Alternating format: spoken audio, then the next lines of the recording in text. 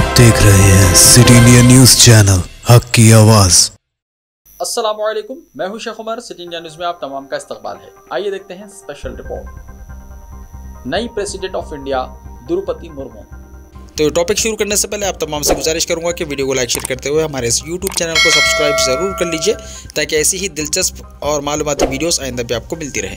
हिंदुस्तान की नई सदर जमहूरिया श्रीमती द्रौपदी मुर्मू ने कल अपने ओहदे का हलफ ले लिया।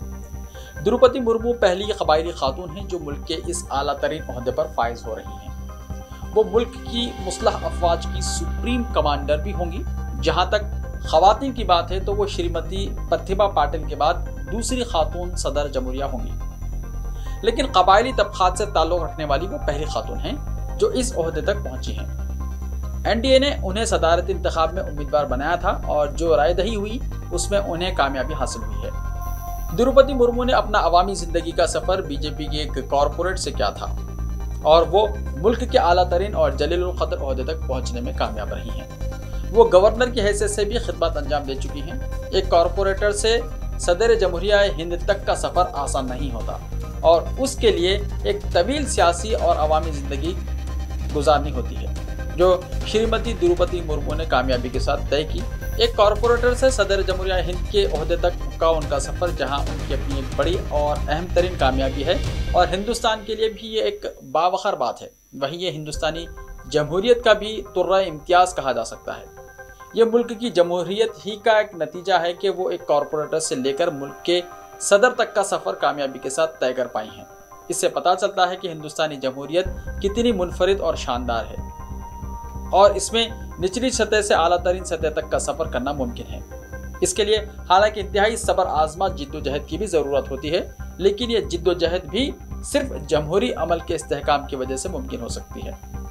मुल्क में कई मिसालें मौजूद हैं जहां मामूली और आम तबकात से ताल्लुक़ रखने वाले अफराद भी आला तरीन ओहदों पर फायज होने में कामयाब हुए हैं। ये सब कुछ हिंदुस्तान की जमहूरियत की वजह से मुमकिन हो सकता है और हमारी जमहूरियत इसीलिए सारी दुनिया में एक मुनफरिद शनाख्त की हामिल है और इसका दुनिया भर में एहतराम भी किया जाता है। जिस तरह से श्रीमती द्रौपदी मुर्मू ने यह तवील और शानदार सफर तय किया है, इसको देखते हुए हमें अपनी जमहूरियत पर फख्र करने की जरूरत है। साथ ही इस बात का अज़्म करने की जरूरत है कि हर हिंदुस्तानी इस जमहूरियत का तहफ़्फ़ुज़ करेगा, जो एक आम आदमी को हिंदुस्तान का अव्वलिन शहरी बनाने में अहम रोल अदा करती है।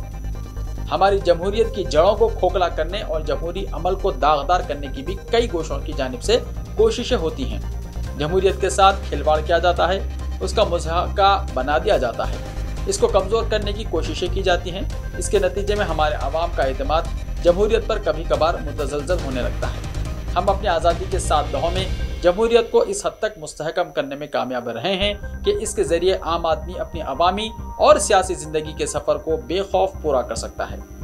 आज हर हिंदुस्तानी शहरी को इस बात का एहसास करने की ज़रूरत है कि जिस तरह मुल्क की सलामती और सरहदात की हिफाजत इंतहाई ज़रूरी है, इसी तरह मुल्क की जमहूरियत का भी तहफ़्फ़ुज़ किया जाना चाहिए। जमहूरियत को दागदार करने और इसको खोखला करने की कोशिशों के खिलाफ हमें कमर कसने की ज़रूरत है। चाहे इख्तिदार पर फायज अफराद हों या फिर इख्तिदार हासिल करने के ख्वाहिशमंद तबकात हों, सभी को इस मामले में एक अज़म करने की ज़रूरत है और दुनिया भर में हमारी जमहूरियत की जो मिसाल दी जाती है, इसको बरकरार रखने के लिए आगे आना होगा।